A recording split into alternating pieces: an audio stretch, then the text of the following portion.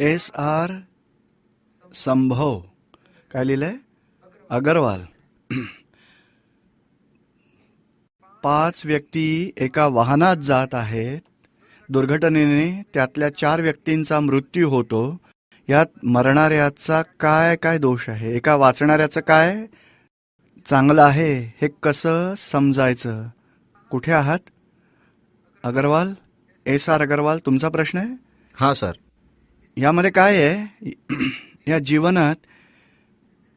जीवनात जे काही होत असतं ते कर्माचं फळ आहे. ह्यात काही अशी कर्म अशी असतात, सामूहिक कर्म म्हटली जातात. समजा की एक माणूस चोरी करू इच्छितोय.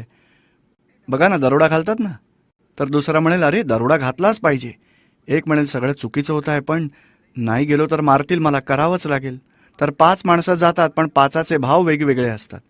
क्रिया एकच आहे, दरोडा घालायची, पण भाव वेगवेगळे आहेत. कुणाला जरा सुद्धा इच्छा नाहीये, खूपच पश्चाताप करतो, आणि कोणी खुशी साजरी करतो. बघा सरळ केला की नाही, गाववाल्यांना लुटलंच पाहिजे. तर वेगवेगळ्या भावांच्या हिशोबाने वेगवेगळे कर्म चार्ज होतात, आणि वेगवेगळे कर्म चार्ज झाल्याने जेव्हा कर्मफळ येतं तेव्हा 5ही एकाच गाडीत बसल्यावर 5नाही ॲक्सिडेंट होईल, आणि 5तून 4 मरतीलही आणि 1 वाचेलही. कारण त्याचा भाव होता मला कुणाला दुःख द्यायचं नाही, आणि एकाचे भाव तर मारा मारा मरू दे सगळ्यांना. तर अशा भावाचं फळ येत आहे. पण आजची नाही, आजच्या जीवनात त्याने खूप चांगलंही केलं असेल, ते पूर्वजन्माचं फळ आलंय आज. म्हणजे पाप कर्माचा उदय म्हटला जाईल, पण एकाच्या पुण्यकर्माचा उदय होता, तो वाचला नाही का. फ्लाईटमध्ये किती 300 माणसातून 10 माणसं वाचत असतात, बाकीची मरतात. तर पुण्य आणि पापाचा हिशोब भोगावाच लागतो. पण सामूहिक कर्म असतं. ही आता 500 माणसं इथे बसले आहेत, सर्व पुण्याची भावना ठेवत आहेत, सद्भावना आहे, तर पुण्याचं बीज पेरतील. तर स्टीमरमध्ये सगळं आलं तर एकदम काहीही नुकसान होण्याऐवजी सगळे वाचतील आणि किनाऱ्यावरही पोहोचू शकतील. तर सामूहिक पुण्यही फळ देत असतं, सामूहिक पापही फळ देत असतं. समजते आता तुम्हाला? हिंदू धर्माची मान्यता आहे की मृत्यूच्या तात्काळ पश्चात आता आत्माच दुसरं शरीर धारण करत असतो. पण बऱ्याच समाजामध्ये पितृपक्ष पाळला जातो. याची मान्यता आहे की पितांचा आत्मा भटकतोय, त्यासाठी अनेक प्रक्रिया सांगितल्या आहेत. त्याच्या मोक्षासाठी सत्य काय आहे? बघा, 2 गोष्टी आहेत बघा. पण खरी गोष्ट ही आहे, जैन धर्मातही सांगितलं आहे की आत्मा जेव्हा शेवटचा श्वास चालू असतो त्या मुमेंटला दुसऱ्या शरीरात पोहोचण्याचा प्रयत्न करतो. कॉझल बॉडी, इलेक्ट्रिकल बॉडी आणि प्युअर सोल, तीनही खेचून दुसऱ्या शरीरात गर्भात पोहोचतात. पोहोचल्यावर ते स्थूल शरीर सोडून देतात. ॲट ए टाइम दुसरा जन्म घेत असतात. गर्भात मातेचं बीज आणि पित्याचं वीर्य मिळून दुसरं शरीर, कॉझल बॉडीचं रूपांतर फिजिकल बॉडीमध्ये होत असतं. आता जे पितृ श्राद्ध जे करतात, पित्राची गोष्ट ही आहे की वरती कोणी पित्र बसलेलं नाही, एक श्रद्धा आहे. आणि श्रद्धा आहे ती चुकीची नाही. त्याच्या मागे एवढं रहस्य होतं की पितरांच्या मागे आम्ही काही केलं तर आमच्या मागे आमची मुलं करतील, आणि जे करतात त्यांनाच फळ मिळत असतं. ते साऱ्या गावाला जेवण घालतील, दान देतील, पुण्य करतील, ते त्यालाच फळ मिळतं. पण असं सांगितलं की तुम्ही करा तर तुम्हाला फळ मिळेल, तर म्हणतील मला नाही करायचं. तर पितरांच्या मागे करावंच लागेल, आणि सारे गावालाही म्हणतील या पितरांसाठी काही नाही केलं तर करेल, त्याला तर ते फळ मिळेलच. तर आपल्या ऋषीमुनींनी सद्भावनेने ही श्रद्धा ठेवली आहे, म्हणजे करेक्ट आहे. पण खरोखरच पितरांना पोहोचत नाही. पण तुम्ही साऱ्या गावाला जेवण देता, दान करता, पूजा करता, दक्षिणा देता, तेव्हा तुम्हाला पुण्य लाभतं, आणि पुण्याचं फळ तुम्हाला दुसऱ्या जन्मात चांगलंच मिळेल. संसार हा हेतू आहे त्यामागे. माझा आणखीन एक प्रश्न आहे की बोलतात की मानव जीवन खूप दुर्लभ आहे, सहजपणे नाही मिळत तो. पण आता असं निरंतर बघतोय की पृथ्वीची लोकसंख्या वाढतच चालली आहे, तर या आत्म्याचं उत्पादन आणि हे सर्व कसं सांभाळतात हे? हा बघा ना, हॉलमध्ये आता बघा किती सगळी 700 माणसं आलेत. कुठून आलेत? घरी विचाराल तर इकडे नाही, सत्संगाला गेले आहेत ते. तर इथे आले आहेत तर कुठे कमी झालेत, तिकडचे इकडे आलेत. तर हे इथे पूर्ण होतील तेव्हा सगळे पुन्हा आपल्या घरी जातील. तर अशी संसारातली वस्ती वाढली आहे. त्याचं कारण एवढंच आहे की 4-5 असे कित्येक लोक इथे आलेत रिटर्न तिकीट घेऊन. दुसऱ्यांचं भोगणार, अनहक्काची लक्ष्मी भोगणार, अनहक्काचे विषय भोगणार, कुणाला दुःख देणार, कुणाला मारणार, त्रास देणार, पाशवी कर्म करणार. हे रिटर्न तिकीट घेऊन आलेत, रिझर्वेशन कन्फर्मवाला पुन्हा परत जाईल. तेव्हा तिकडे वरती कमी होईल, इथे वाढत जाईल. 33 मार्क असतील, तो माणूस असतो 32 वाला गाढ होईल. तर 1 मार्क वाढल्याने माणूस झाला, तर लक्षणं कोणती असतील त्याच्याजवळ? प्रकृतीचं लक्षण कोणतं असेल? 1 मार्काने शरीर मिळालं त्याला. 33 मार्क्स म्हणजे पासिंग आहे, तर 33 मार्क्स मिळाल्याने तो माणूस झाला, मनुष्य झाला, तो जीव. आणि त्यालाच 32 मार्क्स असते तर तो गाढव झाला असता. तर 32 पेक्षा 1च मार्क मिळाला असता तर झाला माणूस, मनुष्यात आला. तर त्याचे गुण कोणते आहेत? पाशवी गुणच आहेत. तर ही आता जी अशी सगळ्या दुनियेची वस्ती वाढली आहे, त्याचं मुख्य कारण हेच आहे. दुराचार, अत्याचार, भ्रष्टाचार, करप्शनवाली माणसं ही कुठून आलेत? रिटर्न तिकीट घेऊन आलेत, परत निघून जातील तिथे. तेव्हा हे खराब वेळ ही दुनियेवर येणार आहे. बरीच वस्ती, अर्धी वस्ती कमी होणार आहे, एवढं नुकसान होणार आहे दुनियेत. अर्ध्यापेक्षाही जास्त वरती कमी होईल. धरणीकंप होईल, पूर होईल, दुष्काळ पडेल, रोगाच्या साथी पसरतील, त्यानंतर सुनामी येईल, दुसऱ्या जागी वर्ल्ड वॉर होईल, काही ना काही संकट येतील आणि दुनियेतली वस्ती समाप्त होईल. कारण ही वाढली तर कमी होणारच. पण माणूस आत्मा, एक आत्मा वाढतही नाही, एक आत्मा दुनियेत कमीही होत नाही. जेवढे आहेत तेवढेच राहतील. एक जीव संसार व्यवहारातून मोक्षाला जातो, एक जीव अव्यवहारातून व्यवहारात येतो.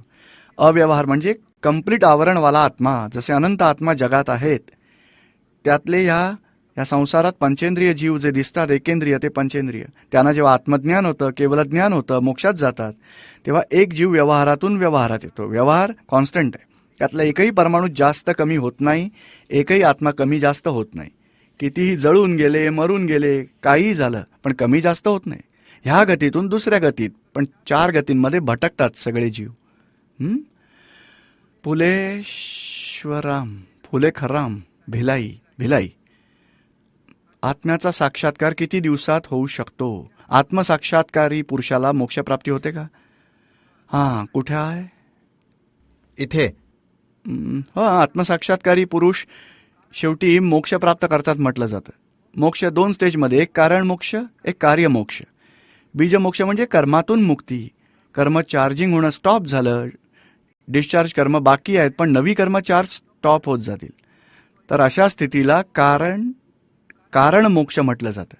आणि जेव्हा कर्मफळ पूर्ण होईल तेव्हा आत्यंतिक मोक्ष म्हणजे लास्ट मोक्ष मिळेल त्याला. पण आत्मज्ञानाचा मोक्ष, आत्मज्ञानीला मोक्ष आत बाहेरून मोक्ष होऊनच गेलेला असतो. आता आपला जो प्रश्न किती दिवसांनी, दिवस तर खूपच टाइम लागेल बाबा, 2च तासात होऊन जाईल इथे. तुम्हाला जास्त दिवसात हवाय की 2 तासात चालेल? मग जय सच्चिदानंद, तेच विचारायचं होतं. तेव्हा 2 तासात मिळेल मग. पण अर्धा तास, अर्धा 1-2 तास पुढे मागे, म्हणजे उद्या आहे ना 3 ते 7 पर्यंत यावं लागेल. उद्या तुम्हाला आत्मज्ञानाचीच प्राप्ती करून देऊ.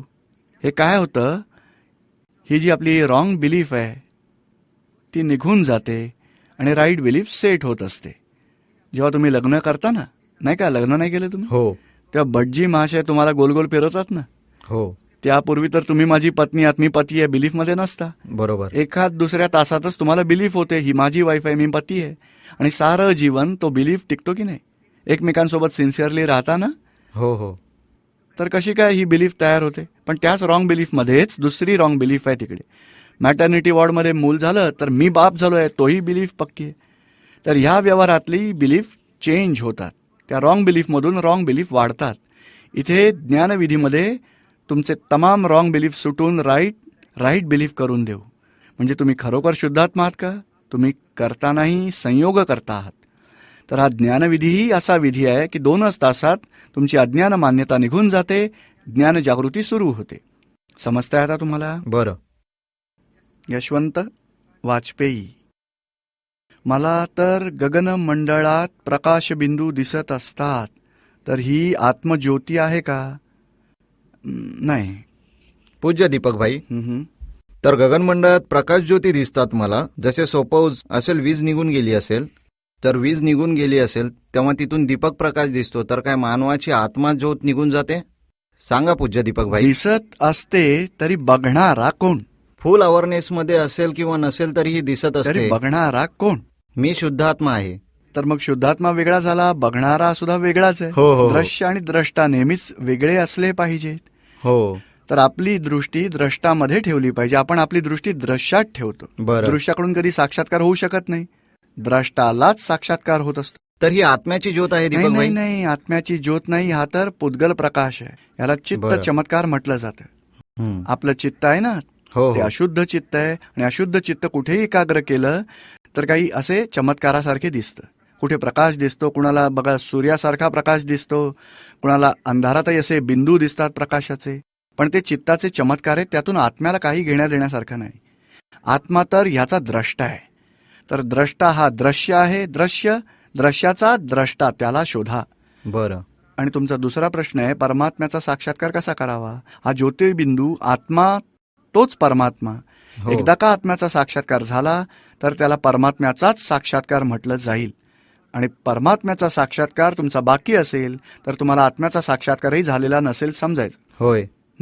जर झिरो बॅलन्स झाला पाप पुण्याचा तेव्हा मोक्ष मिळतो, याबद्दल सांगा ना दीपक भाई. पूज्य ह्याबद्दल दीपक तर भाई. एवढंच आहे की तुम्ही जे सांगताय की तुम्ही यशवंत आहात, हो हो. तर मी यशवंत आहे मानून जे काही कार्य करताय, चांगलं करताय तर पुण्य बांधाल, वाईट कराल तर पाप बांधाल. पण तुमचं जेव्हा करता पण संपून जाईल की मी यशवंत नाहीच आहे, मीच शुद्धात्मा आहे आणि यशवंत जे काही करतोय तो जो सायंटिफिक सर्कमस्टेन्शियल एव्हिडन्स करतोय, व्यवस्थित शक्ती करवते, तेव्हा तुमचा कर्ताभाव निघून जाईल.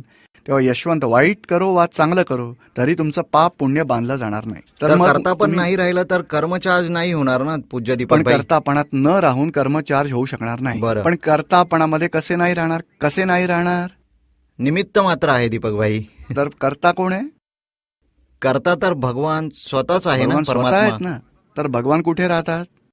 भगवान आत्मतत्व आहे तर मग परमात्मा. आतील अंतरातला आहे का वर राहणार आहे? अंतरातला तो अंतरातला काय काय करतो शरीरात बसून? जो काही कर्म करतो आपण नित्य नियमातली मग पूजन भगवंत असतील. करवतोय आणि तुम्ही निमित्त आहात. हो हो तर जे कर्माचे सिद्धांत ते सांगतात, जो करेल त्याला पाप लागेल, हो हो. करवणारा त्याला डबल पाप लागेल. बरोबर. तर भगवंत करवत असतो तर त्यालाच पाप लागेल, तुम्हाला का लागेल? बरं. तर भगवंतांना का करता बनवताय? तुम्ही करता पण सोडू इच्छिताय आणि भगवंतांना करता बनवताय. हो. हो धन्यवाद खरी दीपक गोष्ट भाई. ही आहे, भगवंतही करता नाहीये. भगवंत तर द्रष्टा आहे, ज्ञाता द्रष्टा, परमानंद आहे. तर निमित्त मात्र असेल तर नाही चालणार. निमित्त भगवंत नाहीये. आपण निमित्त मात्र आहोत. आणि स्वतःला निमित्त कधी म्हणू शकतो? खरा करता कोण आहे हे प्रथम ठरवा. बरं. खरा करता जोवर आपल्या दृष्टीत येणार नाही तोवर तुम्ही आपण निमित्त आहोत म्हणणाराही कर्ताभावच दर्शवतोय. बरं. कर्ताभावाची ट्रेन सोडलीच नाही त्याने, स्टेशनवर उतरलाच नाही. आपण स्टेशन मानाल तर तो मानेल का?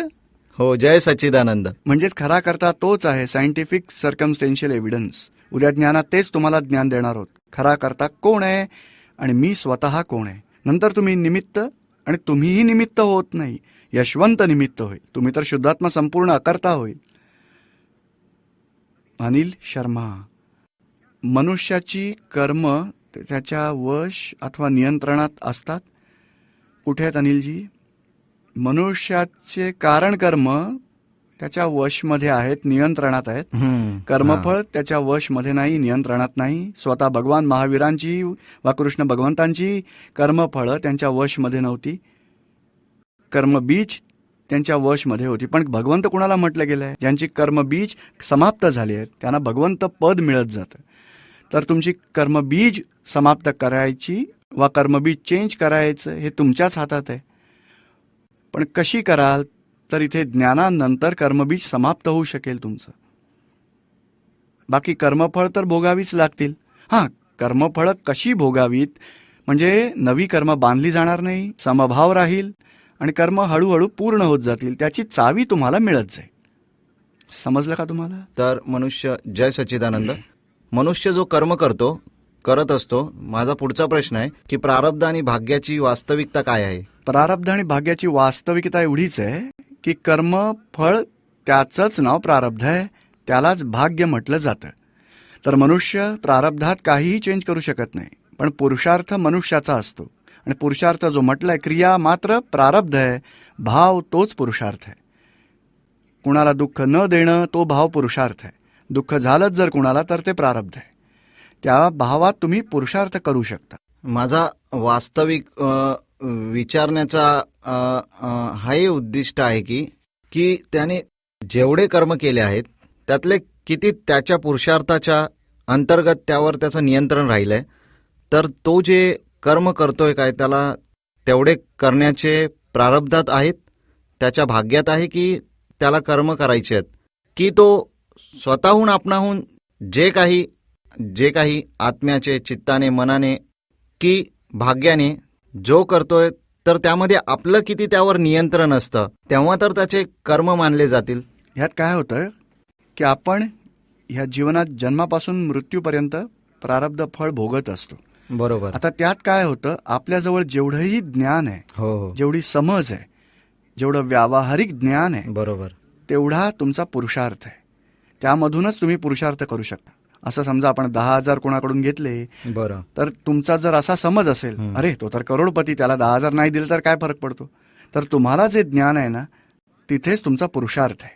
तुम्ही त्यांना नाही दिलेत तर तुम्ही आतले भाव बिघडवून टाकता. एक पैसाही देण्यासारखा नाही, तिथे तुम्ही पुरुषार्थ बिघडवता. आपली ज्ञान मान्यता, आपली ज्ञानाची समज असते, तसाच तुम्ही पुरुषार्थ करता. आणि आपल्याजवळ असं ज्ञान असेल की नाही तो करोडपती भलेही असेल, पण मी 10,000 घेतलेत तर मला द्यायलाच हवेत, मी चूक, तर हा भाव असावा आपला, तो पुरुषार्थ आहे. गुरुजी, ह्यामध्ये प्रश्न हा उत्पन्न होतो की जे काही मी प्रारब्धाने ज्ञान घेतलं आहे, माझं काही ज्ञान आहे, माझ्या कोणाच्या जवळ माझ्यापेक्षा खूप जास्त ज्ञान आहे, कोणाच्या जवळ माझ्या एवढं ज्ञान नाहीये, तर ही काही ज्ञानाची जी मात्रा आहे जी स्वतः घेऊन आलोय, तर ते काय प्रारब्धाच्याच मुळे आहे? नाही, ज्ञानाची जी मात्रा आहे ती जन्म अनंत अवतारांच्या अनुभवाचा स्टॉक आहे. अनुभव आहे. मनुष्याच्या जवळ त्याला उपादान शब्द म्हटलं जातं. मनुष्याच्या जवळ अनंत अवतारात जेवढ्याही प्रकारचे अनुभव घेतलेले आहेत त्या अनुभवांचा स्टॉक त्याच्याजवळ कॅरी फॉरवर्ड होत असतो आणि तो आत्म्याचाच भाग आहे.